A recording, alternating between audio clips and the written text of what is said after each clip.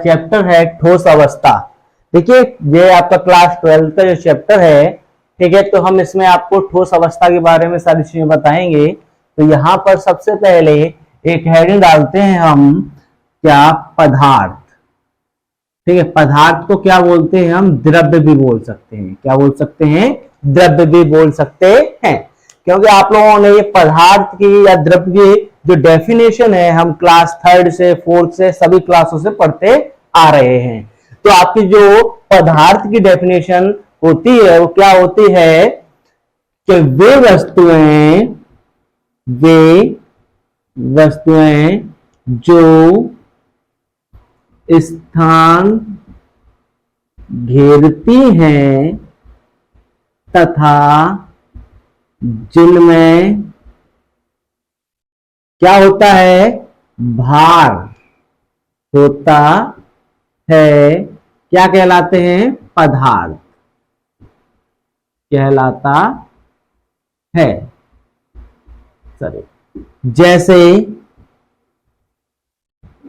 जैसे क्या आप ले सकते हो, पत्थर है, लकड़ी है, ठीक है, मेज है आदि। ठीक है, तो आपने देखा कि वे वस्तुएं जो स्थान घेरती हैं और जिनमें क्या होता है, भार होता है, वो हमेशा क्या कहलाती हैं, आपकी पदार्थ कहलाती हैं। तो आपने इधर देखा कि हमारे जो पूरे ब्रह्मांड में जो भी सारी चीजें बनी हुई हैं वो किससे बनी हुई हैं, वो क्या कहलाती हैं, आपकी पदार्थ। क्योंकि ब्रह्मांड में हर चीज का क्या होता है, भार होता है, और क्या होता है, वो स्थान भी घेरती है। जैसे हमारे पास ये मार्कर है, तो ये क्या है, ये एक पदार्थ है, क्योंकि ये में भार भी है और ये क्या कर रहा है, स्थान भी घेर रहा है। तो इस प्रकार से ये क्या कहलाता है, आपका पदार्थ कहलाता है।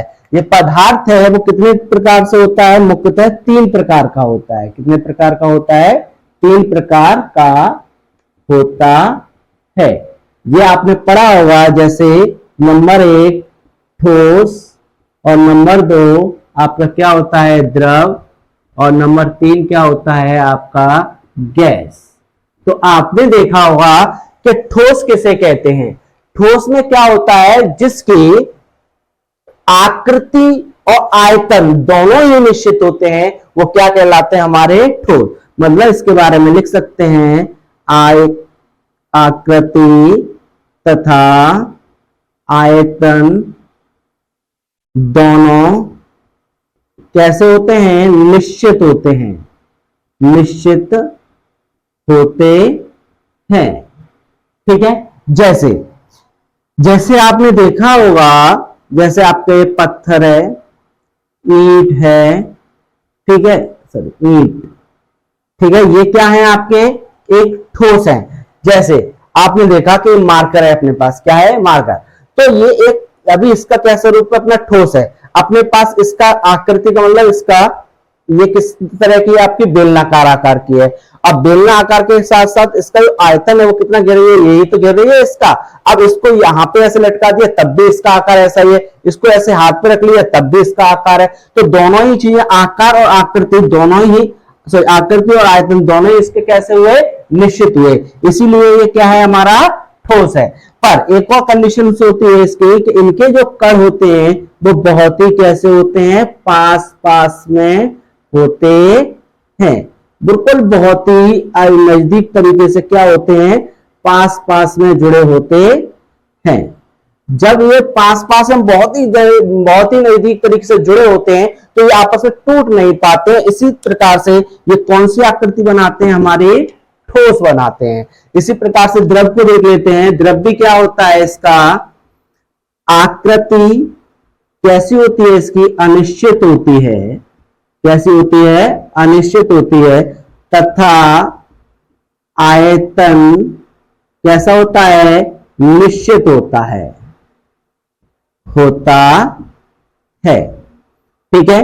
कैसे होता है, अब आपने देखा होगा, जैसे इसमें ले लेते हैं, जैसे पानी, ठीक है, दूध, ठीक है, जो भी आपके तरल पदार्थ होते हैं वो सारी चीजें हम ले सकते हैं इसमें। जैसे हमने पानी ले लिया, क्या ले लिया, पानी को हमने एक मग्गे में लिया, उसमें मान के चलते हैं कितना, 1 लीटर पानी भर दिया। तो आपने देखा कि ये एक पानी कितना 1 लीटर, तो मतलब इसका आयतन कितना 1 लीटर। अब इसका जो आकार हमने मग्गे में लिया है तो कैसा होगा, मग्गे जैसा। अब इस पानी को यदि हम एक थाली ले लें और उसमें यदि इस पानी को ऐसे डाल दिया जाए तो क्या हुआ, जो मग्गे में 1 लीटर पानी था तो थाली में भी कितना होगा, 1 लीटर पानी ही होगा। तो इसका मतलब होगा जो आयतन है वो तो निश्चित हुआ, मग्गे में भी उतना ही है, उतना ही थाली में, पर इसकी जो आकृति है पहले मग्गे जैसी थी, अब कैसी हो गई, थाली जैसी। इसलिए इसकी आकृति अनिश्चित होती है और बदल सकती है, और आयतन कैसा होता है, निश्चित होता है। पर इसके जो कण होते हैं वो ठोस की अपेक्षा कैसे होते हैं, थोड़े दूर दूर, कैसे होते हैं, थोड़े दूर दूर, इस प्रकार से। अब गैस का ले लेते हैं इसी प्रकार से। गैस में क्या होता है ना, इसकी क्या आकृति निश्चित, आकृति तथा आयतन दोनों अनिश्चित होते हैं, अनिश्चित होते हैं। तो हमने क्या देखा कि दोनों ही कैसे होते हैं, अनिश्चित। अब वायु है, मतलब हमने ऑक्सीजन ले ली, ऑक्सीजन को क्या हम पकड़ सकते हैं, क्या उसको ऐसे बंद कर सकते हैं, कुछ नहीं कर सकते। तो इसी प्रकार से इसका आयतन और आकृति दोनों ही कैसे होते हैं, अनिश्चित होते हैं। इसके लिए एग्जांपल्स में आप लिख सकते हो, जैसे O2 है, N2 है, ये सब क्या है, इसकी गैसें ही है। नोट कीजिए, अगला टॉपिक लेते हैं, ठोसों का वर्गीकरण। देखिए ठोसों का, क्योंकि एक चैप्टर भी आपका क्या है, ठोसी है, तो ठोसों का हम वर्गीकरण पढ़ते हैं। तो ये ठोसों का जो वर्गीकरण है वो कितने प्रकार का होता है, 2 प्रकार का। कितने प्रकार का होता है, 2 प्रकार। कौन कौन से होते हैं जरा देख लेते हैं यहां पर। एक कौन सा होता है, क्रस्टलीय, क्रस्टलीय, ठीक है, और दूसरा होता है अक्रस्टलीय, ठीक है। तो 2 प्रकार के होते हैं, एक क्रस्टलीय और एक अक्रस्टलीय। तो आपने देखा कि क्रस्टलीय और अक्रस्टलीय ठोस होते हैं हमारे 2 प्रकार के, ये ठोस, ये भी क्या होता है, ठोस। तो इसकी डेफिनेशन को पढ़ते हैं, क्या कहती है इसकी डेफिनेशन, ऐसे ठोस, क्या लिखेंगे, ऐसे ठोस जिनके अवयवीय कण, अवयवी कण का मतलब क्या हो गया, इसमें आपके अणु हैं, कौमा परमाणु हैं, और कौमा क्या है, आयन है, ये क्या होते हैं, इसके अवयवी कण। एक निश्चित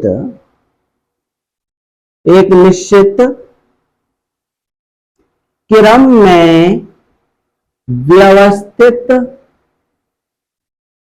हो उसे क्रस्टलीय ठोस कहते हैं, जैसे आपने देखा होगा, जैसे अवयवी कण जैसे किसमें होते हैं, जैसा हीरा है, और क्या रहेगा इसके लिए, ग्रेफाइट है, ठीक है, क्या रहेगा इसके लिए, सिल्वर है, और क्या रहेगा, नमक ले सकते हैं, NaCl हो सकता है इसका, और CaCl2 भी हो सकता है। तो ये क्या होते हैं, अवयवीय कण के कैसा एक निश्चित क्रम में, उसको हम क्या कहते हैं, क्रस्टलीय ठोस। तो आपने देखा कि ऐसे ठोस जिनमें अवयवी कण मतलब अणु परमाणु आयन एक निश्चित क्रम में व्यवस्थित होते हैं, उसको हम क्या कहते हैं, क्रस्टलीय ठोस कहते हैं। जैसे एग्जांपल में हीरा है, ग्रेफाइट है, सिल्वर है, NaCl है और CaCl2 है। इसको एक और नोट में देख लेते हैं, इसको क्या बोलते हैं, वास्तविक ठोस भी बोलते हैं। कौन से, वास्तविक ठोस भी कहते हैं, ठीक है। अब जरा इसी प्रकार से इसको भी देख लेते हैं, या फिर एक इसकी संरचना देख लेते हैं। जैसे हम NaCl ले लें तो Na में एक धनायन होता है और एक कैसा होता है, ऋणायन। जैसे मान चलो यहां ले लिया NaCl, एक ये धनायन है, ये ऋणायन है, तो इसकी जो संरचना होगी Na धनायन, Cl ऋणायन, Na धनायन और Cl ऋणायन। इसी प्रकार से इसका क्रम Cl ऋणायन है, Na धनायन है, Cl ऋणायन है, Na धनायन है, और फिर यहाँ पर Na धनायन रहेगा, Cl ऋणायन है, Na धनायन और Cl ऋणायन है, Cl ऋणायन है और Na धनायन है, Cl ऋणायन है और Na धनायन है। तो आप लोगों ने देखा कि इसकी एक क्रम है, पहले धनायन फिर ऋणायन फिर धनायन फिर ऋणायन, इसी प्रकार से इसका क्रम चलता जा रहा है। इसी प्रकार से ये क्या कहलाते हैं, हमारे कृष्णीय ठोस कहलाते हैं। ठीक है, नोट करिएगा कृष्णीय ठोस को और देखते हैं कृष्णीय ठोस क्या होता है। जरा इसको भी देख लेते हैं। इसमें क्या होता है, ऐसे ठोस जिनके अवयवीय कण कौन से होते हैं, आपने देखा है अभी, अणु होता है, परमाणु, आयन, ठीक है, एक निश्चित क्रम में व्यवस्थित नहीं होते हैं। क्या नहीं होते, एक निश्चित क्रम में व्यवस्थित नहीं होते हैं, क्या कहलाते हैं, अकृष्टलीय ठोस कहलाते हैं। ठीक है, तो आप इसको देखो, एक और चीज जैसे एग्जांपल में हम ले सकते हैं, जैसे क्या है, रबड़, कांच, ठीक है, प्लास्टिक, ठीक है, आदि। तो आपने देखा कि इसका ठोसों के अवयवी कण कैसे थे, एक निश्चित क्रम में थे, पर इसके आकृष्टलीय ठोस के अवयव कण कैसे होते हैं, अनिश्चित क्रम में, मतलब निश्चित क्रम में नहीं होते हैं। जैसे आपको रबड़ ले लिया जाए, जैसे मान के चलते हैं ये इस तरह से क्या है, कहीं पर एक ऐसे क्रिस्टल बना देते हैं इसका, ये आपने देखा कि यहां पर कि सब क्रिस्टल कैसे हैं आपके अलग अलग, कहीं पर आपकी ज्यादा है, कहीं बिल्ली छोटी, कहीं लाइन वैसी है, तो ये कैसे होते हैं, एक निश्चित क्रम में नहीं हो पाते हैं, इसलिए अकृष्णीय ठोस कहलाते हैं। इसी प्रकार से हम देखते हैं अगला टॉपिक इनका, अकृष्णीय और कृष्णीय ठोस में अंतर। नोट कीजिए, ठोस तथा अकृष्णीय ठोस में अंतर। पहला आपका जो पॉइंट है यहां पर वो क्या है कि कहना चाह रहा है कि कृष्णीय ठोस है, क्या है, कृष्णीय ठोस, इनकी ज्यामिति कैसी होती है, निश्चित होती है। कैसी होती है, निश्चित होती है। कैसी होती है, निश्चित। कैसे निश्चित हुई थी, अभी आपको समझाया था एग्जांपल से, NaCl ऋणायन वाला, इस प्रकार से थोड़ा सा आपको समझाया था कि नहीं, बताइए। ठीक है, तो ये एक कैसे क्रम में है, आपके निश्चित क्रम में है, तो इसलिए इसकी जो ज्यामिति है वो कैसी है, आपकी निश्चित है। कैसी है, निश्चित है। ठीक है, यहां पर देख लेते हैं, तो ये क्या हुई आपकी निश्चित ज्यामिति। अकृष्णीय ठोसों की कैसी होगी, अनिश्चित ज्यामिति होती है। तो यहां पर होती है इनकी ज्यामिति अनिश्चित होती है, अनिश्चित होती है। तो देखिए किस प्रकार से अनिश्चित होती है, जरा जैसे हमने रबड़ का भी वो ले लिया था इस प्रकार से, तो क्या हुआ, कहीं पर ऐसे करके देखते हैं, कहीं पर छोटी छोटी बिंदियां हैं, कहीं पर भी कोई भी चीज है, तो चाहे कहीं पे भी कैसा भी आकार इसका बन सकता है। और अगला पॉइंट इसका ये दूसरा वाला ये लेते हैं, इनका जो गलनांक होता है, क्या होता है यहां पर, गलनांक, वो कैसा होता है, निश्चित होता है। कैसा होता है, निश्चित होता है। तथा इसी प्रकार से इसका आपको कैसा होगा, गलनांक इसका अनिश्चित होगा। कैसा होगा, गलनांक अनिश्चित होता है, अनिश्चित होता है। देखिए कैसे इसका अनिश्चित क्यों होता है, इसका निश्चित क्यों होगा, ये एक अवयवी कण कैसे निश्चित है, तो इसका गलनांक भी कैसा हुआ, निश्चित। आपने देखा होगा यहां पर जैसे प्लास्टिक को ले लिया जाए, या प्लास्टिक को हम गलाएं, तो पहले उसमें आग लगाएंगे तो क्या होगा, पहले पिघल पिघल के क्या थोड़ी थोड़ी थोड़ी थोड़ी गिरेगी, उसके बाद ही पूरा वो गिर पाएगा, उसका आग जलने का। ये नहीं है कि एक साथ पूरा जला और वो पूरा कंप्लीट होकर के जल करके पूरा फिनिश हो गया, नहीं। प्लास्टिक में आग लगाते हैं तो पहले क्या है, थोड़ा थोड़ा टपकेगी, पहले पिघल के ऐसे करके, तभी तो कुछ होगा उसका, इसलिए इसका कैसा गलनांक रहता है, अनिश्चित।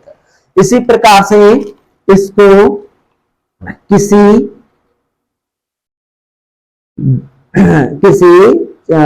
चाकू से काटने पर इसकी सतह कैसी होती है, चिकनी निकलती है, चिकनी निकलती है। ठीक है, जैसे हम किसी धातु को ऐसे करके काटेंगे तो उसकी जो यहां से वो सतह देखेंगे तो कैसी निकलेगी, चिकनी। इसी प्रकार से इसकी जो सतह होती हैं, इसको यहां लिखते हैं, इसको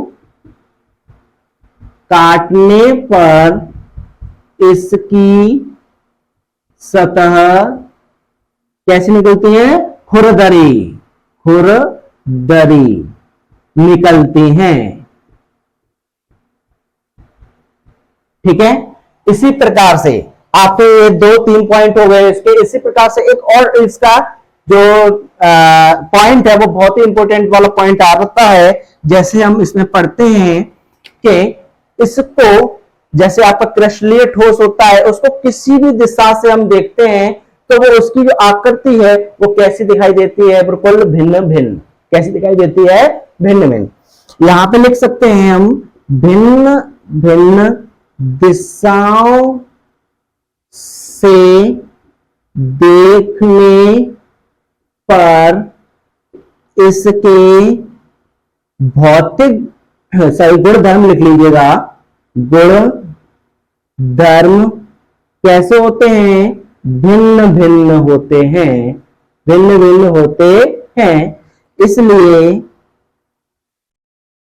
इसे विषम दैशिक क्या कहते हैं, विषम दैशिक कहते हैं। पर देखो इसको कैसे, इस वाले एग्जांपल भी सही समझा देते हैं, नहीं तो हमें दोबारा बनाना पड़ेगा। जरा देखिएगा, चाहे हम इसको ऐसे करके देख लें तो इसमें क्या है, भिन्न भिन्न चीजें दिखाई, इधर इधर अलग अलग चीजें दिखेंगी आपको। या फिर हम ऐसे करके देखना चाहें तो भी हमें क्या है, ऊपर ऋणायन है, नीचे कैसे है, धनायन है। तो हम किसी भी इसको दिशा से देखते हैं तो इसके जो गुण धर्म है वो कैसे हमें नजर आते हैं, भिन्न भिन्न। और जब भिन्न भिन्न नजर आते हैं तब इसीलिए इसको क्या कह देते हैं, विषम दैशिक भी कहते हैं। क्या कहते हैं, विषम दैशिक भी कहते हैं। ऐसी इसका अगला पॉइंट है, ये 3 वाला, ये 2 वाला था, इसका 4 वाला पॉइंट है, इसको, ठीक है, इसको सभी दिशाओं से देखने पर इसके गुणधर्म समान, कैसे, समान दिखते हैं। इसलिए इसे क्या कहते हैं, समदैशिक। क्या कहते हैं, समदैशिक कहते हैं। जैसे आप देखो समदैशिक क्यों कहते हैं, इसको जरा देखिएगा। जैसे हमने ये आपका रबड़ का ले लिया, अब इसको चाहे ऐसे देख लो तब भी बिल्कुल भाई सेम दिखेगा, चाहे ऐसे देख लो तब भी ऐसे दिखेगा। अब एक एग्जांपल कैसे हम बताते हैं, जैसे आपके विद्यालय में क्या हुआ कि लंच हुआ, क्या हुआ, लंच हुआ, तो फील्ड में बच्चे क्या होंगे, घूमेंगे। तो अध्यापक चाहे एक तरफ से देख ले चाहे दूसरे कोने से देख ले, उसको क्या है, सिर्फ और सिर्फ बच्चों की खोपड़ी खोपड़ी नजर आएंगे। तो इसी प्रकार से इसका जो प्रश्न बनता है, चाहे इधर से देखो चाहे इधर से देखो, हर जगह कैसे आते हैं, समान दिखाई देते हैं। इसलिए इसको क्या कह देते हैं, समदैशिक। क्या कहते हैं, समदैशिक। इस प्रकार से इसको नोट कीजिएगा।